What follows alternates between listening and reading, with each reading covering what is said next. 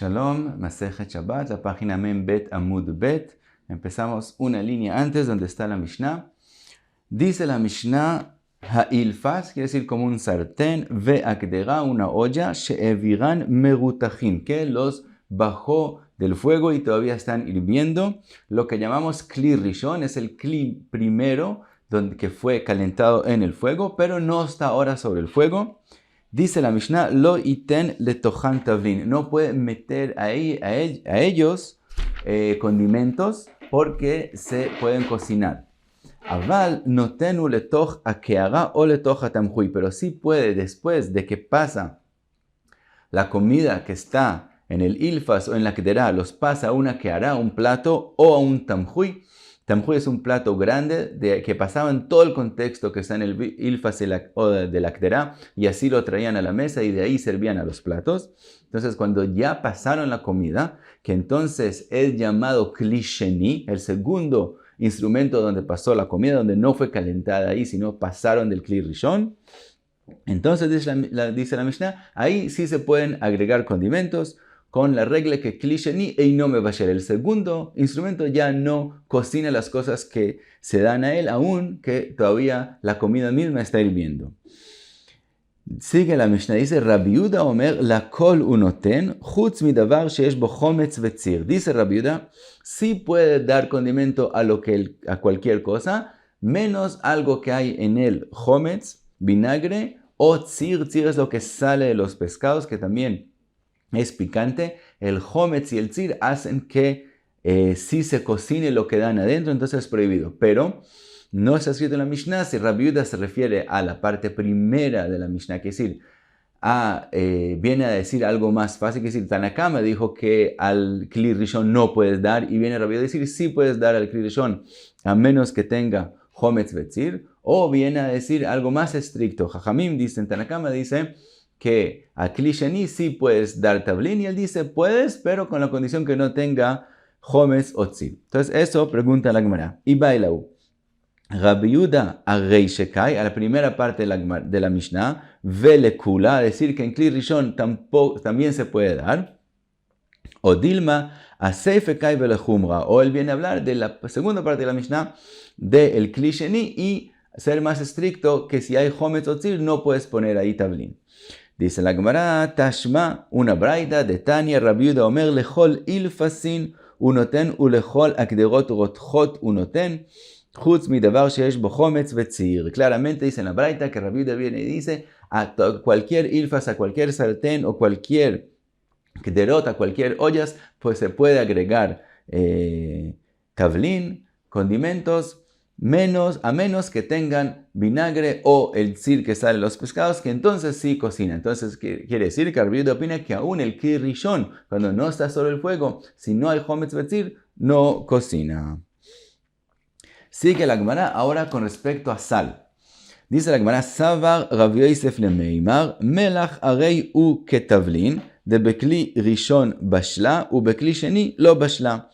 Dice la Gemara que Rabbi Yosef pensaba que la sal es como los otros condimentos, que según Tanakama en Kli Rishon se cocina y en Kli Sheni no se cocina. Amarle a Abaye, y le dijo a Abaye, Tani Rabbi Chia, una braita de Rabbi Chia, melach eina ketavlin, de bekli sheni nami bashla. Dice la braita en nombre de Rabbi Chia que la sal no es como el resto de los condimentos, que la sal es más fácil de cocinarse y aún en Kli Sheni también se cocina. Dice la Gemara, y eso upliga de Rav Nachman, esto es una machloket con Rav Nachman, de Amar Rav Nachman, tzricha milcha bishula que bisra de toira. Dice Rav Nachman, la sal necesita para ser cocinada que la cocinen mucho, así como la carne del toro.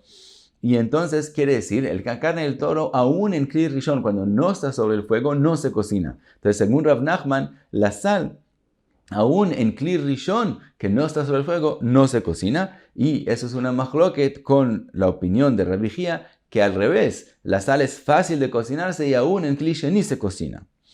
Veika de Amrei, hay quien dicen diferente este sugya, y dice, según el Ika de Amrei, Savar Rabbi Yosef lemeimar, melach arei u ketavlin de bekli rishon bashla u bekli sheni lo bashla.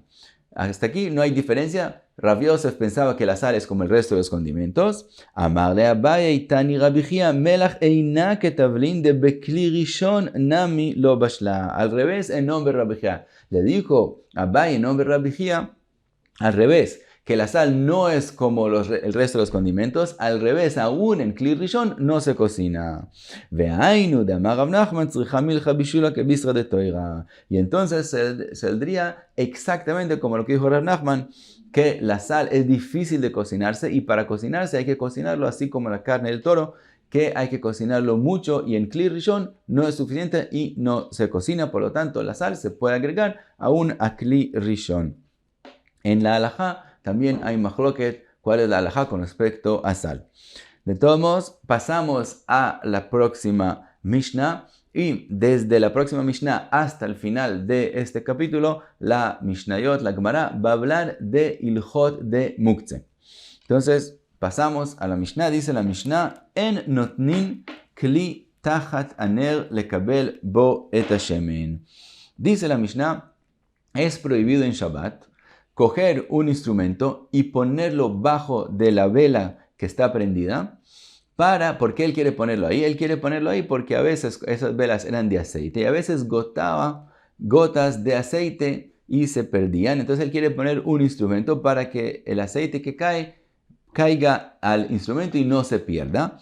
Dice la Mishnah que es prohibido hacer eso en Shabbat y trae Rashi, lo vamos a ver en la Gemara. Hay dos opiniones. ¿Cuál es exactamente la prohibición aquí? Opinión número 1 es que un instrumento puede ser movido solo para cosas permitidas. Quiere decir, el aceite de la vela es considerado muktzeh, es dedicado a la vela que está prendiendo, que está prendida y se va a consumir. También lo que gotea, también como fue destinado a ser parte de la vela, es muktzeh. Y entonces, si uno ahora quiere mover el instrumento, otro instrumento para recibir el aceite, resulta que uno está moviendo el instrumento, que es permitido moverlo, pero lo está moviendo para algo que es prohibido, para algo que es muktzeh. Por lo tanto, es una de las opiniones. ¿Cuál es la prohibición de esta Mishnah? Que mover un instrumento para algo que es muktzeh es prohibido y por eso no se puede poner el instrumento debajo.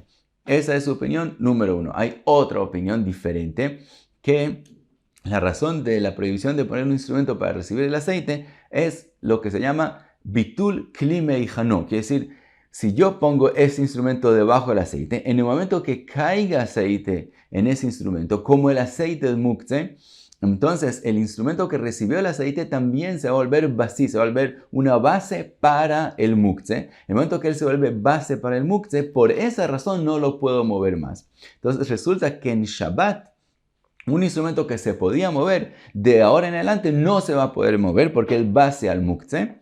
Y entonces se ve a la gente como que yo lo conecté a la tierra, como si yo lo puse aquí y lo conecté al lugar donde está puesto y no se puede mover más. Entonces, por lo tanto, se ve como una melajá, como una labor que yo hice en Shabbat. Y por lo tanto, lo prohibieron. Esa es la prohibición llamada bitul kli meijano, que es decir, anular el instrumento de lo que estaba preparado. Él antes, cuando entró Shabbat, se podía mover y de ahora en adelante no se va a poder mover más. Esas son las dos opiniones en explicar la Mishnah. Los vamos a ver, Bezrat Hashem, en la Gemara. De todos modos, sigue la Mishnah, dice, Vim netanua mi be'od yom, mutar, si pusieron el instrumento para recibir aceite antes de que entre Shabbat, es permitido, ve'en neotin mimeno lefi she'eino mina muhan. Pero de todos modos, el aceite, aunque puso el instrumento antes de Shabbat, de todos modos el aceite sigue siendo muktzeh y uno no puede beneficiarse de él, no puede usarlo durante el Shabbat. Y pasamos a la Gemara, dice la Gemara, Amar Rav Chizda, אף על פי שאמרו אין נותנים כלי תחת תרנגולת לקבל ביצתה, אבל כופה עליה כלי שלא תישבר.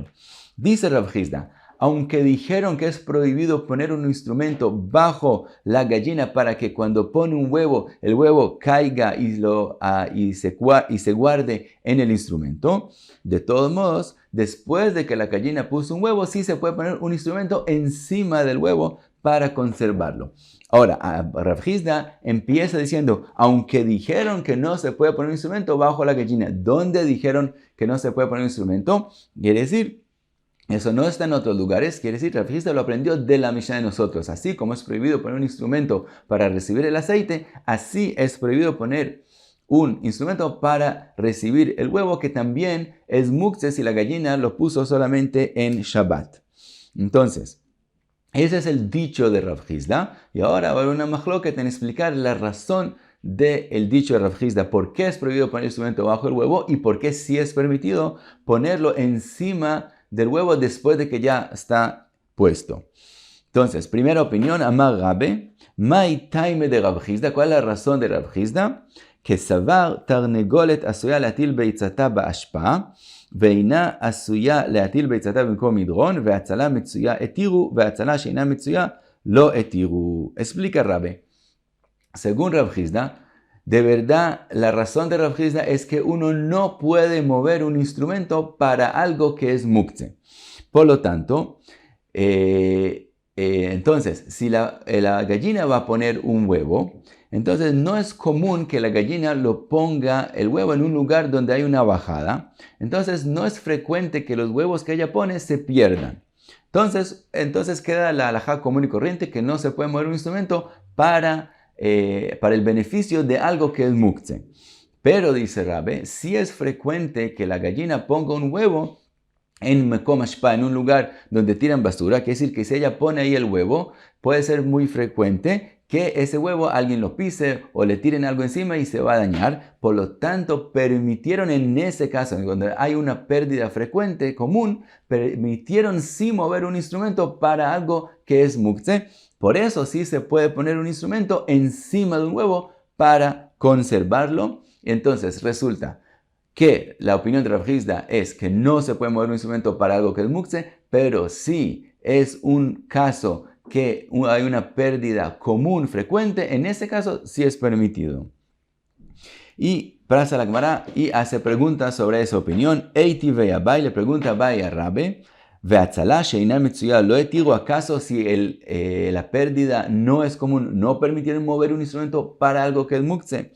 Ve'atania, está escrito en la Braita, nishbegalo chavit shel tevel berosh gago. Una persona tenía un barril con tevel que es muktzeh en el techo y se quebró el barril. Dice la Braita, mevi kli umeniach tachtea. Puede traer un instrumento y poner bajo el barril para recibir el tevel, que decir, para salvar el tevel. Entonces vemos, aunque que un barril se quiebre no es común, de todos modos permitieron salvar el tevel. Le contesta Rabbe, begulpei hadeti de shchihei de pakei. Dice Rabbe, esta braita está hablando solamente de barriles nuevos, que en ellos es común que se quiebren, entonces es común que se pierda o que haya un daño a lo que está dentro de ellos, y en ese caso es que permitieron poner un instrumento bajo el barril que se quebró.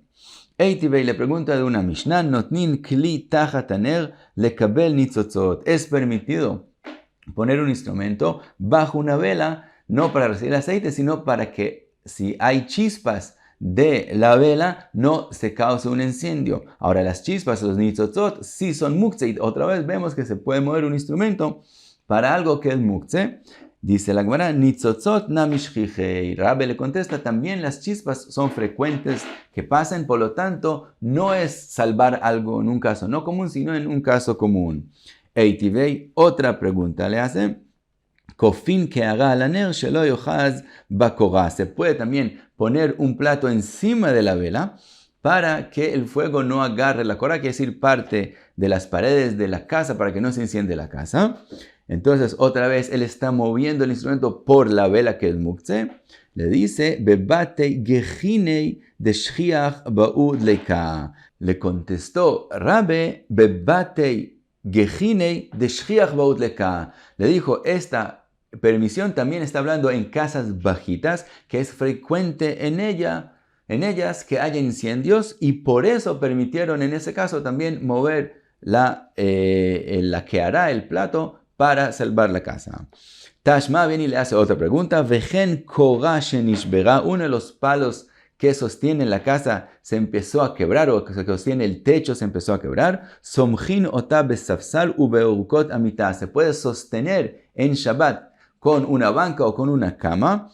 Entonces vemos otra vez, aunque no es frecuente que haya un daño tal en la casa, se puede mover la banca, una cama, para ese palo. Le contesta Rabbe, Bekeshurei Hadeti de Avide de Pakei. Estamos hablando, dice Rabbe, esta permisión también fue en palos nuevos que se pusieron en la casa, que sí es frecuente que se quiebren. Tashma, otra pregunta viene a baile. Dicen, Notnin kli tachat adlaf beshabbat. Si en la casa se formó un hueco y cae de la lluvia, está goteando en la casa el dlaf, y ese dlaf, esa lluvia que cae por lo común no es limpia y no se usa, entonces es muktzeh. De todos modos, se puede poner un instrumento bajo el dlaf para recibir ese agua que no ensucie toda la casa. Le dice Rabbe también ahí, bebatei jadetei de shchije de dalfe. Estamos hablando, la permisión es solamente en casas nuevas, que es común que se formen huecos en ellos, que cae por ellos agua y por eso es permitido. Y hasta aquí la opinión de Rabbe. Y aquí paramos en Membet Amud Bet, Bezrat Hashem. En la próxima página hay otra explicación diferente a la opinión de Rav Hizda. Muchas gracias. Beatzlacha.